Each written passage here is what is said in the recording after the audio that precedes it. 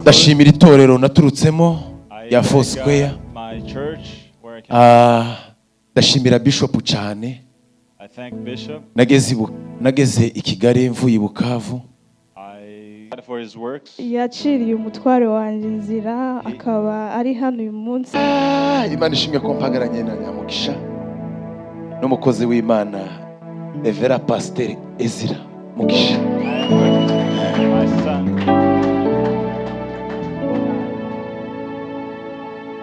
Imana ntiyaduhaye umwana mwiza se, ariko se murabona se ububi bwoturuka?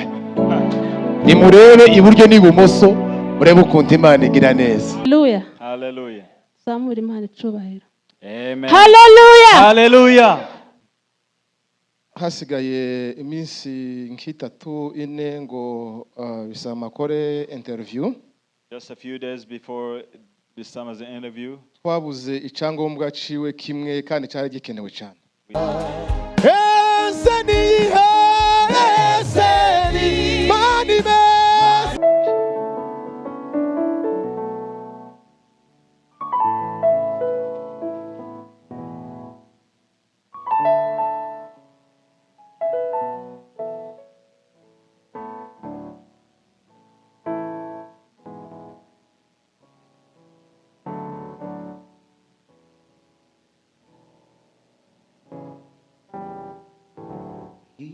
Bwana Yesu asifiwe. Praise God. Haleluya. Amen. Bwana Yesu apewe sifa. Praise God. Ngo dufasha tukahimana icubahiro buke. Please help us give. Haleluya. Amen. Tugiye gushima. We're going to thank. Turavuga tutari abantu bake ariko turarasa ku ntego kuko ari ijambo rimwe tugiye gushima wenda n'ababiri nayo ariko turagerageza kwihuta kubera impamvu z'umwanya. Everybody's thanking God, we'll go fast. Reka mushitsi niwo mukuru niwo dufite uyu munsi twese, reka tumuhe abanza ashime hanyuma turakurikiraho n'abandi. Semeni haleluya. Amen.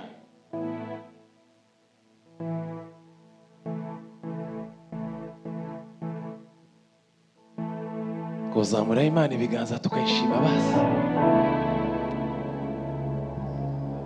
Semeni amen. Amen. None mureke tubizamure dukurure ubushake bw'Imana bitumara tuzamura Imana ibiganza gusa tuyishima. Mana uhabwe icubahiro kuko uri Imana. Kugira ngo ndatinda turasoma Zaburi 141. Let's read Psalm 140. Biri jambo ry'Imana ravuga ngo Uwiteka ndagutakiye tebuka uze aho ndi. Utegera ugutwi ijwi ryanjye ningutakira. Gusenga kwanjye ushirwe imbere yawe ku mubavu. Amen. Amen. Reka dufate umwanya mutoya dushima Imana. Magambo atari menshi. Imana nibitanga uzafata umwanya dushima. Let's just share a few things. Semeni haleluya. Amen. Mutima waje uranezerewe guhagarara imbere y'ababyeyi n'imbere yanyu. My heart is full of joy to be here before you. Nuzuye umunezero. Full of joy. Munezero mu buzima busanzwe. The joy of normal life. N'umunezero w'iby'Imana yakoze. And the joy of what God has done for me. Imana si umuntu ngo yibeshe. God is not a human to be. Kandi si n'umwana w'umuntu ngo yicuze. And he is not a human being. Icyo yavuze, what he has said, iragisohoza. He will fulfill it. Haleluya. Amen. Haleluya. Haleluya. Tutange haleluya. Amen. Haleluya. Haleluya. Amen. Amen. Amen. Haleluya. Mana we. Yesu. Ndashima Imana yuko mpagararanye na madame. I thank God I'm with my wife here. Imana yagize neza iduhuza. God has done well to unite us. Kugeza uyu munsi until today. turayishimiye. We thank him. Amen. Amen. Turayishimiye kuko ari Imana izisohoza amasezerano. We thank him. He's a God who fulfills Muririmbyi niwe promises. babivuze aravuga ngo uri Imana isohoza The amasezerano. singer said, you are God Iyo who fulfills uvuze birasohora yuko utabesha. Urakomeye Mana we. Aho niho Imana iba. That's where God is. Iba mu masezerano yayo izi yasohoza. Hallelujah. Amen. Imana ishimwe ko mpagaranye na Nyamugisha n'umukozi w'Imana Revera Pasteur Ezra Mugisha. My son.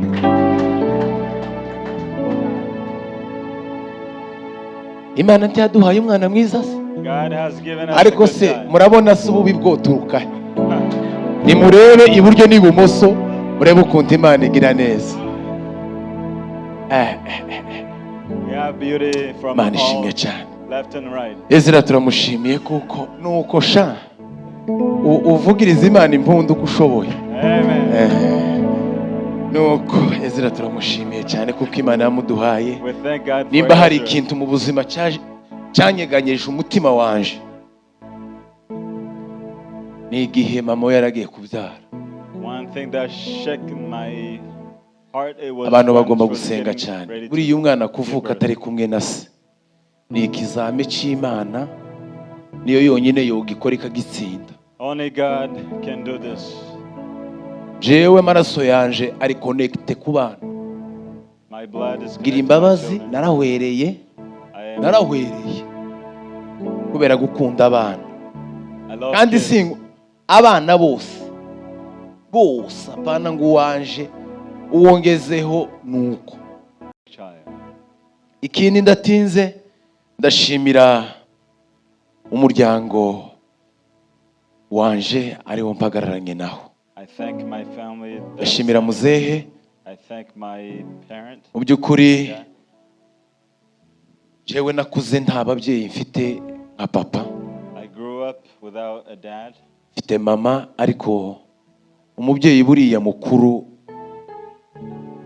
Bibiliya yise ko ari we mutwe, ntawe nigeze mbana nawe. A dad who is a Ariko head of nabanye the na household. mukecuru I grew up with my mom. kugeza ubwo Imana yari yarateguye yuko nzovuka mu muryango ufite ababyeyi buzuye. And to the point where God Semeni put me haleluya. in this family.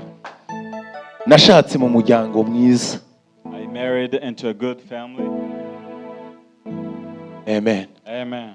Ni umuryango mwiza It's a good family. w'abakristo It's a good family of Christians. barangiza hakabamwo indangagaciro. And I have good values. Ni umuryango ufite indangagaciro nziza. They have good values. Narasenze nkiri umusore ndavuga ngo Mana sinzoshaka mu muryango ufitemo umwana udafite se. Sengera imiryango itatu, sengera uyu nashatsemo, I prayed. sengera abasinzira, I prayed for. sengera n'abasama. Iyo niyo miryango nari naranditse muri agenda ko nzashakamo. Uyu mpagazemo niyo yombi. Those three families. Hanyuma Imana ingirira neza iranumva. God. Iyo Mana ndayishimiye. Amen. Soza As I conclude, ndashimira itorero naturutsemo I ya thank Foursquare. my church where I came. Ndashimira Bishop cyane. I thank Bishop. Nageze i Kigali mvuye i Bukavu. I Ishimiye kubona Revera wanje hano. Revera nushaka kuhaguruke dukomere Imana amashi ku bwawe. Ukuri uyu ni umubyeyi wanje kabisa This is my parent. rwose, kandi ni umukristo. Amen. Amen. Amen. Akunda Imana. He loves God. Amen. Amen. Ndamuzi cyane I know cyane him very cyane. well. Twarabanye imyaka myinshi. We live together. Revera for many ndishimye years. kukubona. I am very pleased Imana to ihabwe see you, icubahiro Reverend. ko duhuriye hano. Glory to God that we're here. Narivuze ngo nshimiye Bishop wanje Dr. Fidel Masengo. I thank Bishop. nageze i Kigali mu by'ukuri When I got to mvuye i Kigali, Bukavu ku ishuri Imana ingirira neza and God was aranyakira. good. He received me. aranyakira He received me. ampeza umwanya ndakora. He gave me a Buriya ni place byiza ko to umuntu serve agira God. impano yarangiza ababyeyi bakayirera. And Rero he turabashimiye cyane. parented me. Ndashimira Revera hano w'itorero, I mu by'ukuri Imana imuha umugisha mwinshi. thank God Twagiye for him. tubona uburyo mwagiye mudusengera mu buryo butandukanye. We saw how you prayed for us. Mu by'ukuri turabashimiye We thank you. abadusengeye mu byumba, Those who prayed for us. abadusengeye ku mugaragaro nka kuri live. Those who prayed publicly. Turabashimiye mwese. Imana yo mu ijuru ibaha We umugisha. thank you so much. Rero tudatinze, Without taking long, Imana yo mu ijuru ihabwa icubahiro. may God be glorified. Reka mama Ezra ahumekeho umunota umwe, subiza ababyeyi mikrofone. And haleluya. hallelujah. Yesu ashimwe cyane. Glory to God. Mbere ndashima Imana yaturinze twese, I thank God who has mwese led mukaba us. muri bazima tukaba turi hano. And we are happy, alive here. Cyaduhagurukije gushima ntabwo ko murakibona. We came here to give Turashima Imana ku mirimo yayo, We thank God for His works. yaciriye umutware wanjye inzira akaba ari hano uyu munsi. He has brought my husband. Iyo Mana here. tuyeze icyubahiro yarakoze. Amen. Ni processus ndende It iba was a irimo ibintu long byinshi, process, many things, ariko kuba maybe, Imana yabanye natwe but God was with us. muri iyo processus, yaduhaye umwana mwiza. And throughout the process, we were blessed with a child. Imana ihimbazwe. May God be Ikindi glorified. ca nyuma ndashimira ababyeyi banje babanye nanje igihe Thank my nabyaye, byari ibintu byinshi bamfashije, abavukanyi. I thank my parents, siblings who have been with me in when I gave birth. Ndashima Imana kandi nabo ndabashimiye bivuye ku mutima. I give thanks so much. Ndashimira n'urusengero, ndashimira pasiteri, abantu bose baje kuri airport gutega Papa Ezra. I thank you all who came to the airport to welcome Papa Imana ibahe Ezra. umugisha mwese, murakoze. May God bless. Yesu ashimwe. Glory to God. Haleluya. Hallelujah. Zamura Imana icubahiro. Amen. Haleluya. Hallelujah. Amen. Amen. Duhagaze hano gushima Imana. We're here to thank God. Dushima Imana yaturinze twese. We give thanks to God who has protected Abantu bose bazutse amahoro. everybody who woke up. Imana ishimwe. May God be glorified. Abantu benshi batabonye umwanya wo kuza gusenga, There are many people who did not get this chance, ariko twebwe twabonye. Imana ishimwe. but we thank God. Icyo dushima, What we're thanking God for, dushimiye kuri Papa Ezra. we thank God for Papa Ezra. Imana yamuciriye inzira God made a way for him. akava muri Afurika amahoro. He came from Africa. In Ni urugendo peace. rurerure cyane It's a long, long trip kuba yarashitse hano. for him to arrive here. Imana ihabwe icyubahiro. Glory to God. Ikindi ni ugushima ku mwana wa Imana yabahaye. And we thank God for the child they've been blessed with. Babyaye nyine adahari. The wife gave birth when he was not here. Ntabwo byari byoroshe It wasn't easy gutunga umwana w'abandi nyine hano biba byoroshye. to raise a child when the parent dad Ariko is dushima away. Imana yadufashije akabyara amahoro, We thank God who has led them, bakaba bafite umwana wabo ari muzima. and they have a good, healthy child. Ikindi dushimiye abantu baduherekeje ku kibuga. And we thank those who went with us to the airport. Imana ibahe umugisha. Thank you so much. God bless you. Baramaze baza mu rugo, They also came to our house. abandi baza ko habaye igitaramo cyiza. It was a good service. Imana ishimwe. Glory to God. Murakoze cyane. Thank you. Bwana Yesu asifiwe. Glory to God. Asante ko mwihanganye, reka naje mvuge amagambo make cyane mu busanzwe sinza natinda. Let me say a few words. I won't take too long. Hasigaye iminsi nk'itatu ine ngo bisama kore interview. Just a few days before this summer's interview, Twabuze icyangombwa ciwe kimwe kandi cyari gikenewe cyane. we couldn't find one of the documents turagerageza guhamagara ahantu hose hari hashoboka mu nshuti n'abavandimwe. We called the friends and families. Nimba hari ibintu byashoboye kumpagarika umutima muri iyi dosiye ico kintu cari kirimo. If was one thing that stressed me was that document. Ku munota wa nyuma dusa nkaho twahebuye pe. Just on the last minute after almost giving up, Imana ikora uburyo bwayo kiraboneka. God made a way and we found the document. Kuba turi hano turi kumwe nawe dushimiye Imana yo mu ijuru yabikoze. Imana yo mu ijuru To be yagushimira. here with him and we thank God. Rwari urugendo rurerure cyane koko wavuye kubivuga. It was a long journey. Ariko Imana yarabikoze. Process, but we thank God. Iyo for Mana that. turayishimiye. We thank him. Reka nshimire cyane itorero. Let me give thanks to the church. Ndabizi ko abantu basenze nk'uko bavuye kubivuga. I know people have prayed like they Kandi said, benshi mwasengeye nawe yararimo. and amongst many you prayed for his Uyu munsi rero kuba turi kumwe duhagararanye muri itorero rya Methodiste, and today he is here.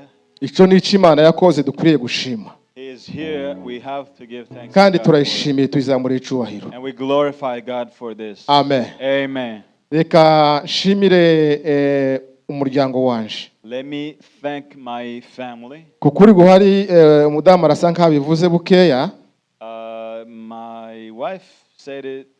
ariko twahoze dufite umuntu umwe ari we mudamu wa Bisama. We just had one person. Murumva ko yari umuntu w'abandi. She belonged to a different Ngo buce family. haza Ezra, And then there was Ezra. baba babiri. And there was two people now. Twari tugiranye iminsi itari mikeya. We had for a long time. Ariko kuba uyu munsi responsable wa famille ari hano, But now the response, the head of the agasanga household abantu is here, biwe ari bazima, and his family is good, akaba agiye gushikira abantu biwe. and he's going to take over. Imana yabarinze, God who has Imana protected yabanye them, nabo, God who was with them, iyo Mana turayishimiye. we give thanks. Amen. Amen. Baza gufatikanya mikrofone abashoboye. Turaririmba kamwe kagufi, iyindi turayihuriraho twese Just n'ababyeyi. a short song. And Tuzareba umunsi w'amashimwe urambuye, tuzadushimira abantu mu mazina ba Patrick n'abandi. Hallelujah.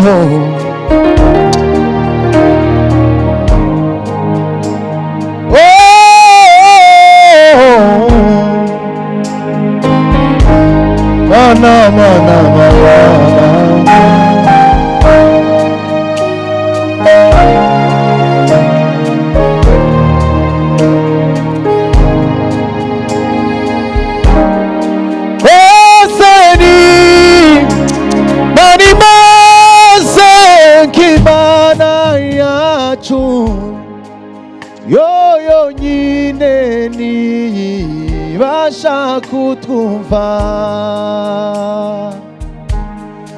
yo yakoze ibyo twayisabye byose, n'ibisigaye izabikora.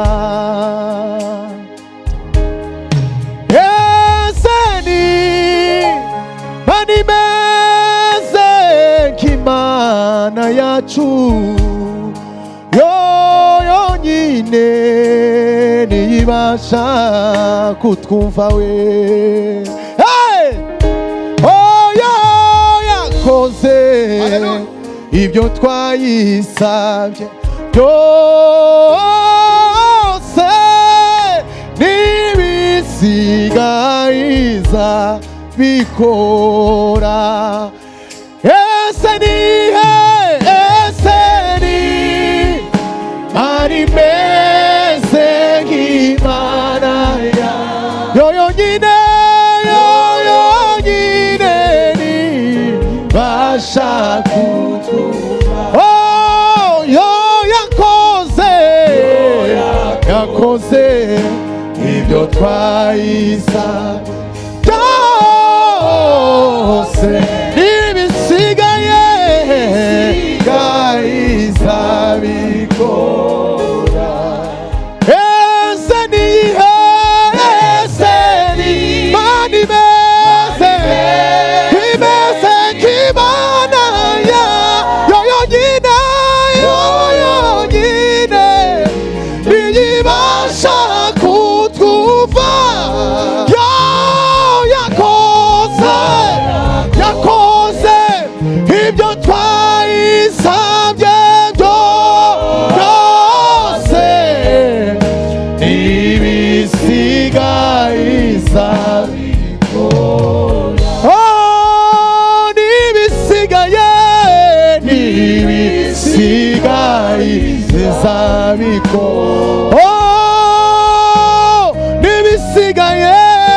n'ibisigaye izabikora. Mwami we, n'ibisigaye izabikora. Haleluya, n'ibisigaye izabikora. Haleluya.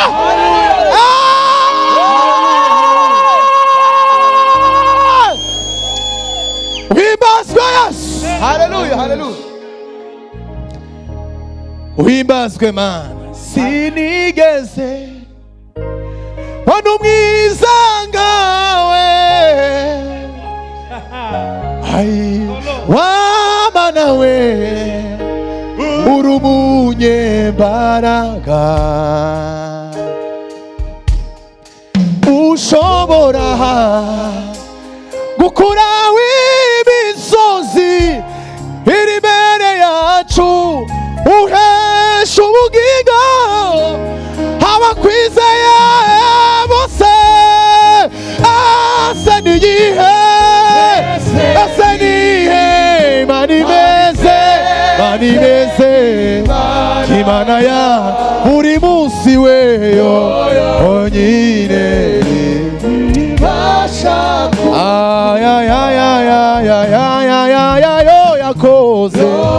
yakoze ibyo twayisa byose, ibisigaye izabikora. Tukuvugirisha impundu Yesu.